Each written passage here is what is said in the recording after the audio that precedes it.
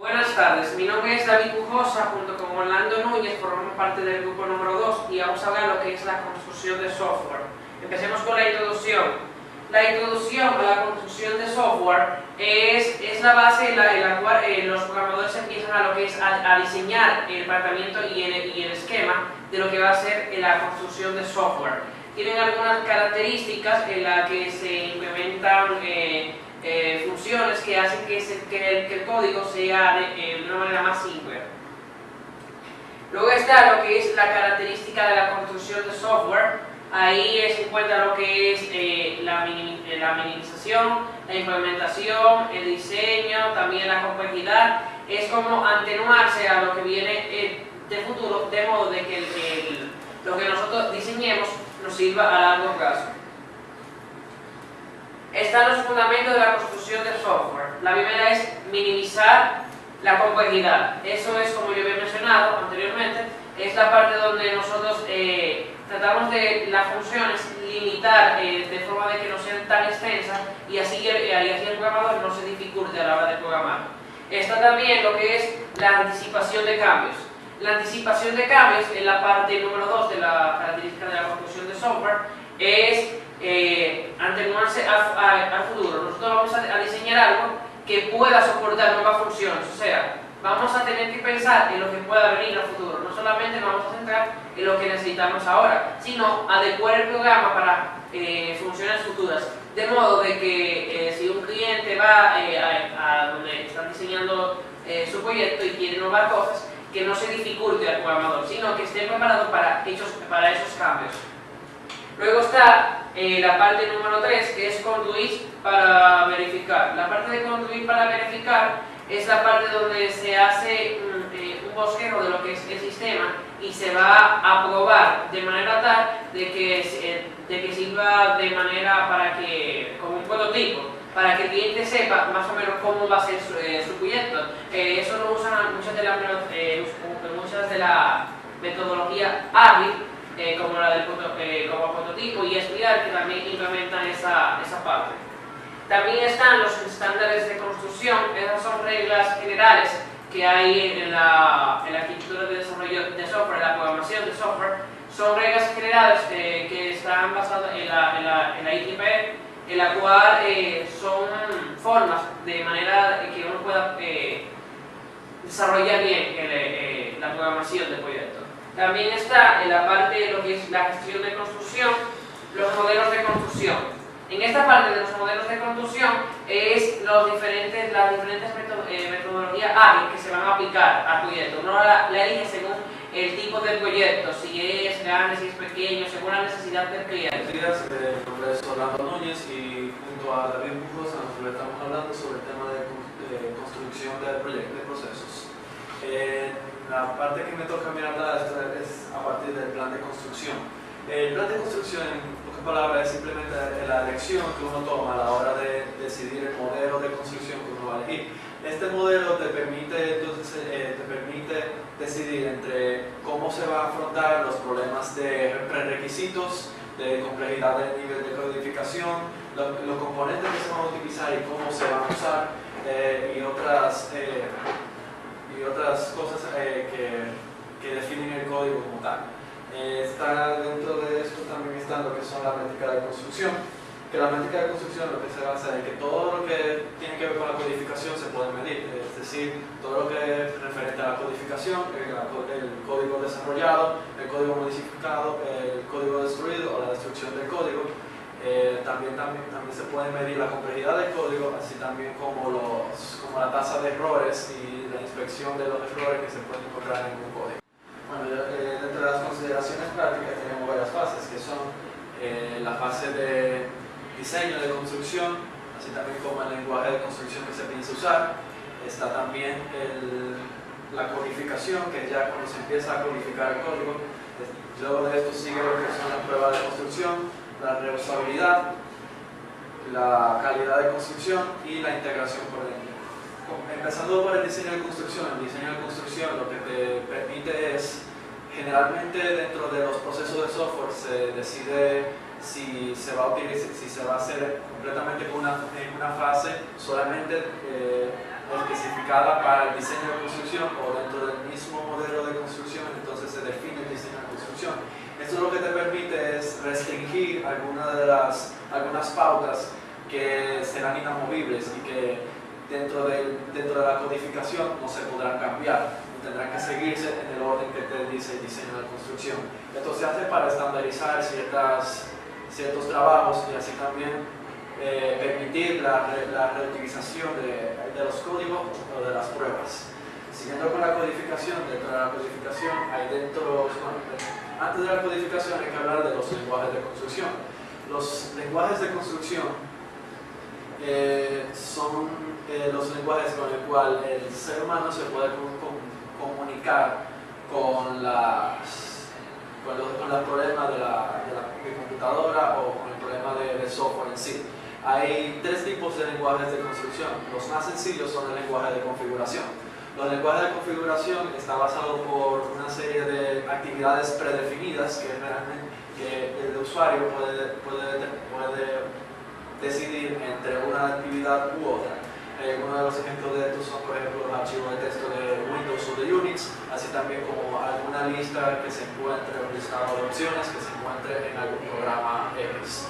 Luego están lo que son los lenguajes de herramientas. El lenguaje de herramientas, como dice su nombre, es simplemente un lenguaje en el cual se utilizan las herramientas que son un pedazo de programa predefinido que te facilita el trabajo. A diferencia de los lenguajes de configuración, aunque son un poco más flexibles, también son un poco más difíciles de utilizar o de entender. Ya por último están lo que son los lenguajes de programación.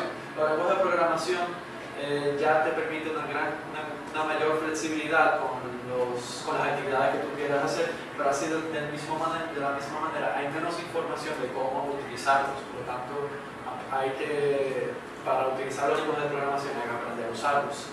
Estos tienen unas notaciones, por así decirlo. Hay varias formas de uno anotar el lenguaje de programación.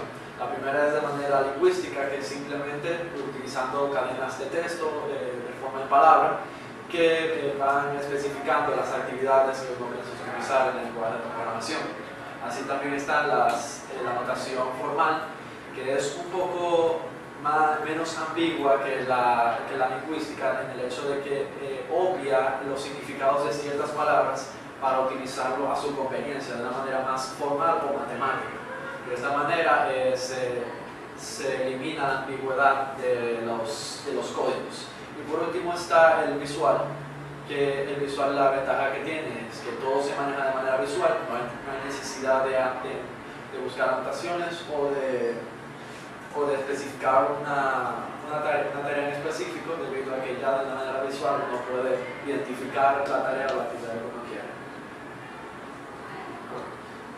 Luego de esto está la codificación. La codificación utilizando ya los lenguajes de construcción que uno defina, pues entonces uno puede de esta manera utilizar técnicas como son la de organización de código fuente, así también como utilizar tipos de enumerados o clases para poder organizarlos.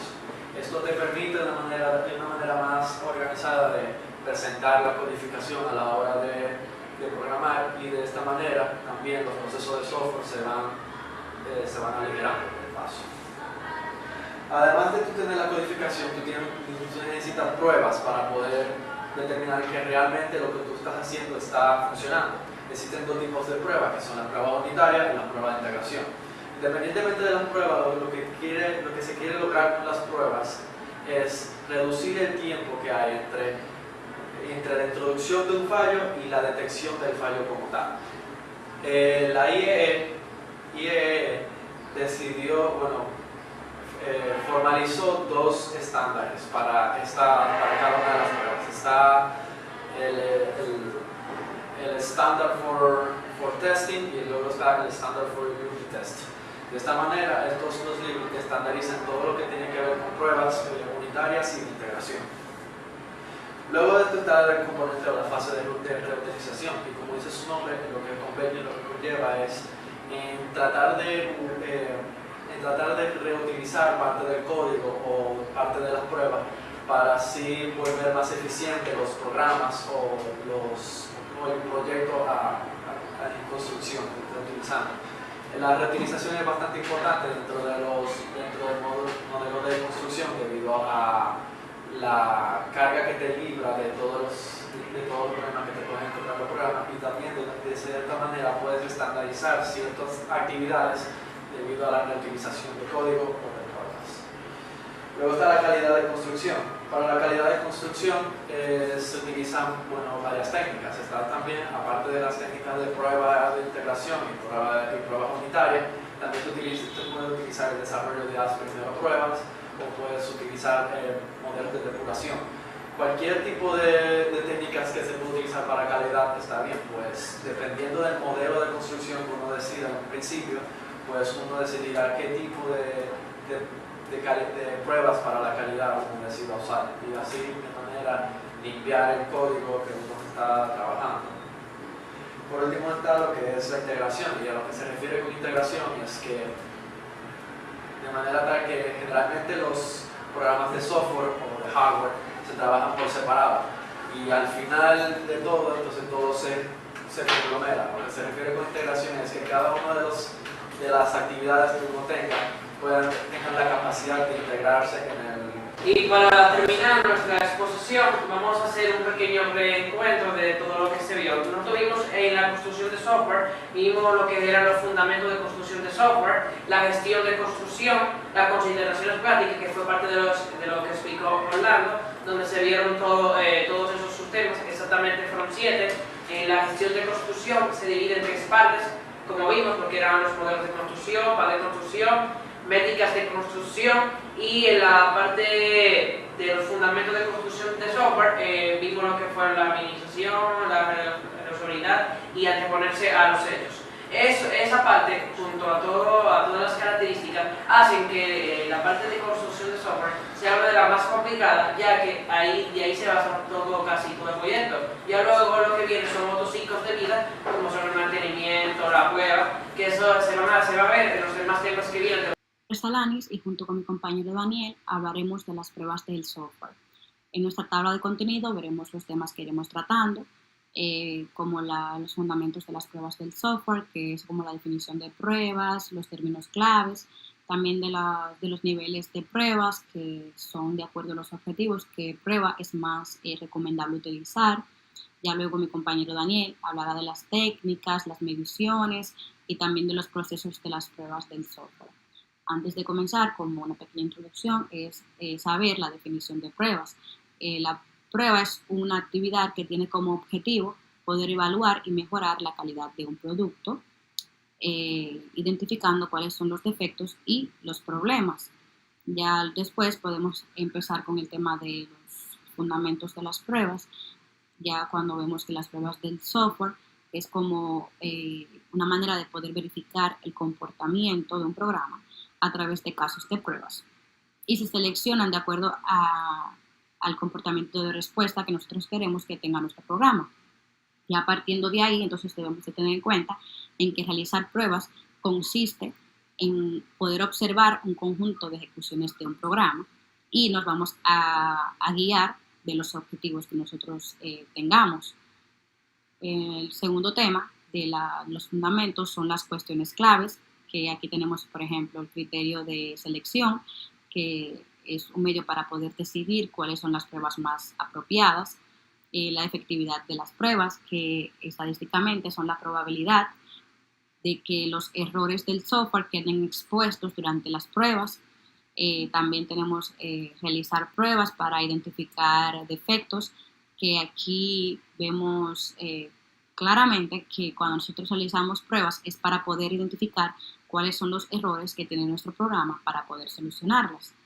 También tenemos el problema del oráculo. Un oráculo es cualquier agente, que puede ser tanto una persona o una máquina, y lo que buscamos es, lo que busca el oráculo es poder evaluar el comportamiento del programa durante la prueba y ver si al final este da un veredicto, si funciona o si sigue fallando.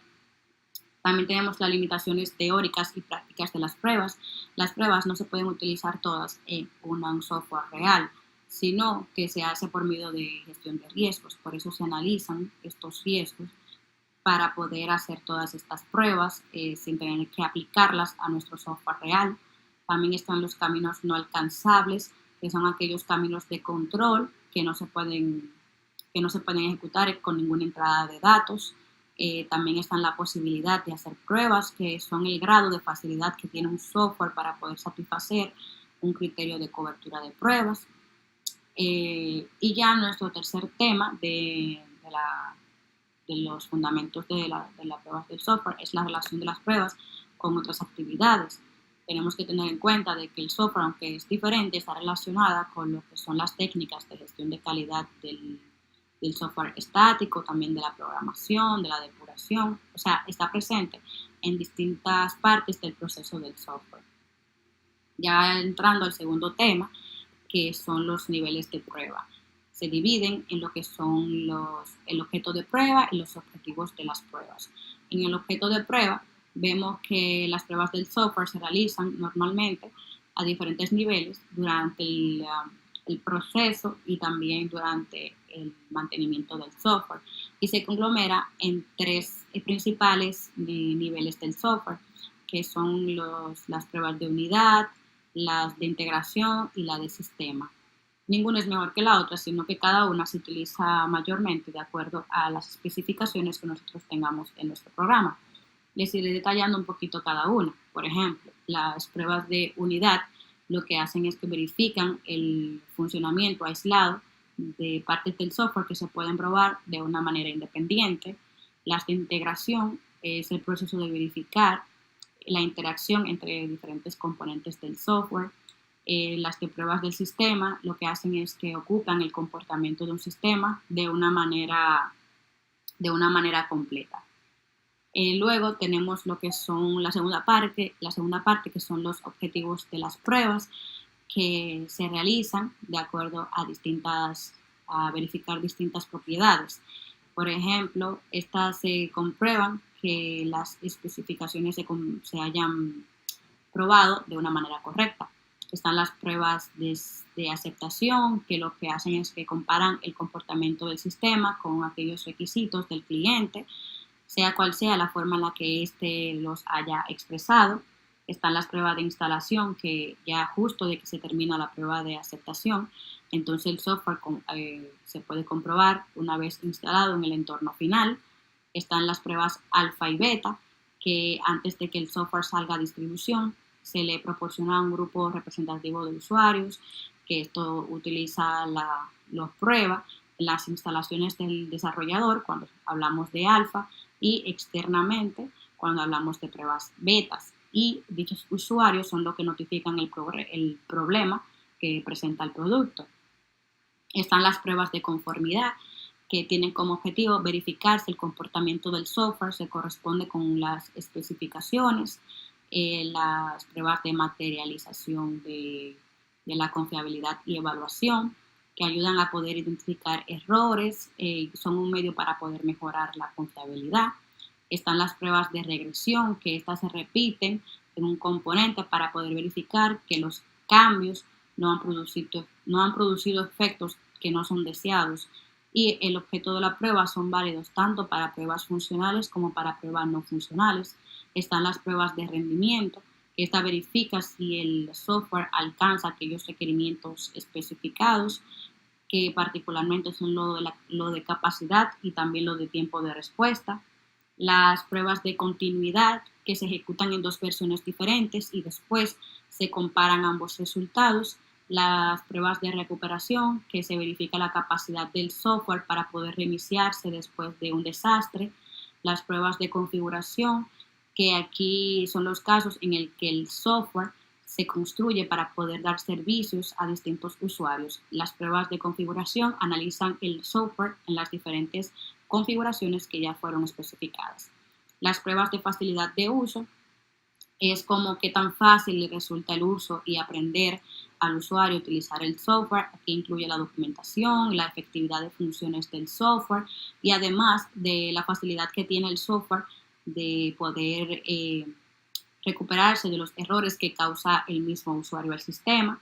Y también tenemos el desarrollo dirigido por pruebas, que aunque no es una técnica en sí misma, promociona el uso de pruebas como una parte subordinada al documento de especificación de requisitos, una vez de que se haya comprobado independientemente que el usuario implemente los requerimientos correctamente.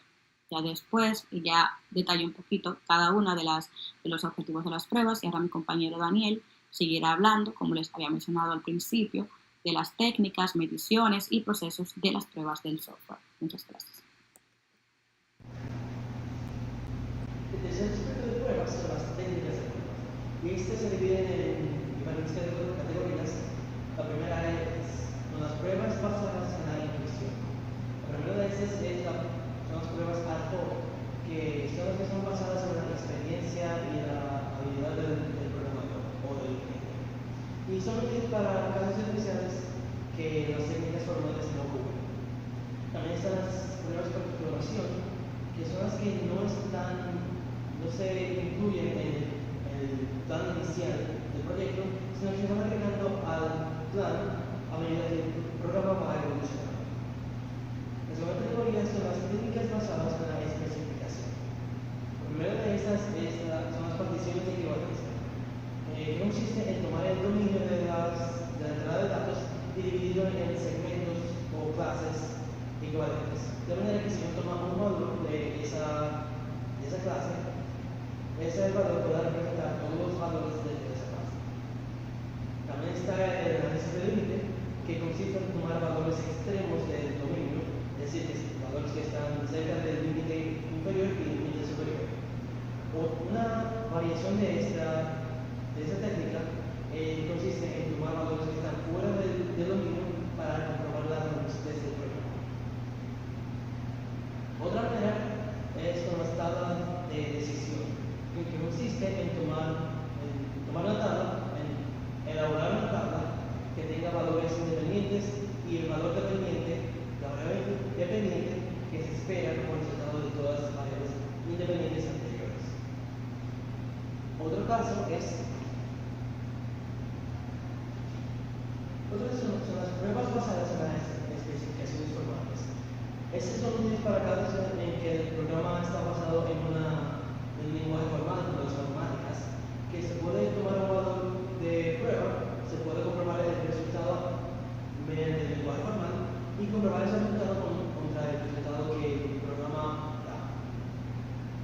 Y por último, en esta categoría son las pruebas aleatorias, en las que los valores se eligen de manera aleatoria. También están las técnicas basadas en el código. El primero es conmutaciones. Esta clasificación son las técnicas basadas en el código.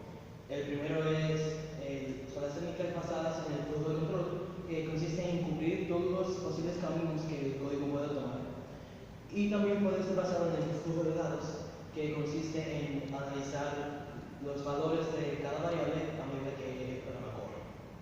También están las técnicas basadas en los errores. La primera es conjeturar errores, en el cual los casos de prueba se diseñan con el objetivo de provocar un error en el programa y se eligen de manera que se tomen los casos de prueba que son más probables que el error.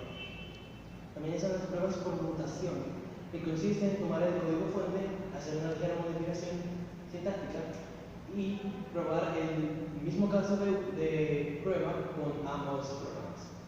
Si el programa original da un resultado diferente al programa mutado, se puede decir que la prueba ha sido satisfactoria.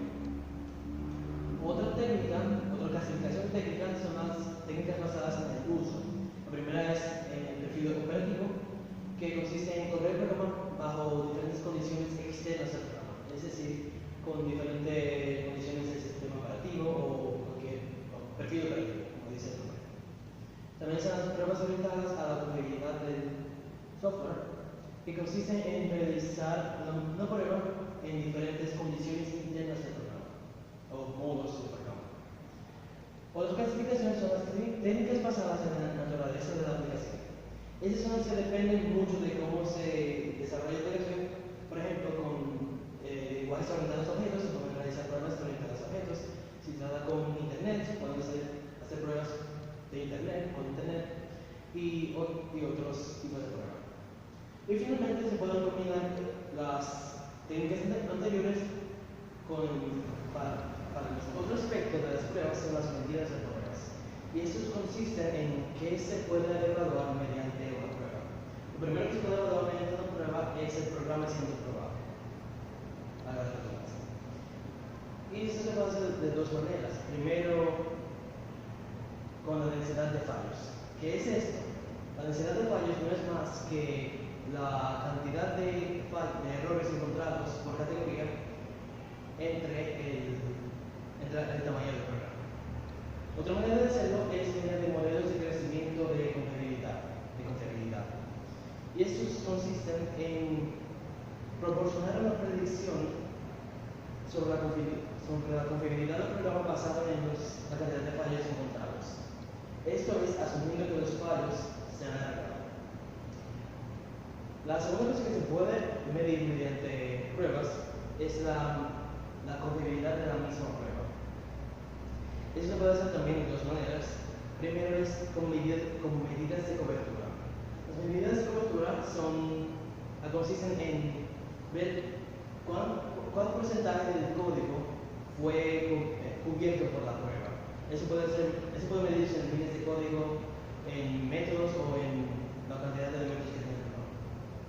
Y también se puede hacer de otra manera, que es la introducción de errores. En este método consiste en agregar errores artificiales al programa de manera que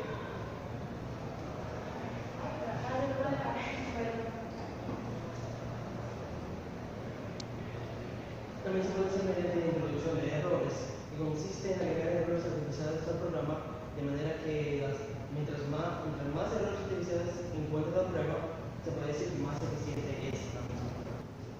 El último aspecto de las pruebas es el proceso de pruebas, que es cómo se va a llevar a cabo el mismo proceso de pruebas. Y para eso se debe tomar en cuenta 5 consideraciones prácticas. La primera es la programación IDOGAS, que significa tomar en cuenta que el programador puede cometer errores y que esos errores pueden ver reflejados en el programa. También están las guías para las pruebas, que significa que se pueden tomar en cuenta varios factores o variables para priorizar una prueba sobre otra, como por ejemplo el riesgo del producto. También está la gestión del proceso de pruebas, que significa que las actividades de pruebas se pueden organizar y se deben organizar junto al equipo de pruebas, junto a los recursos y las herramientas para llevar a cabo el proceso. También está el equipo de pruebas independiente y el equipo de pruebas interno.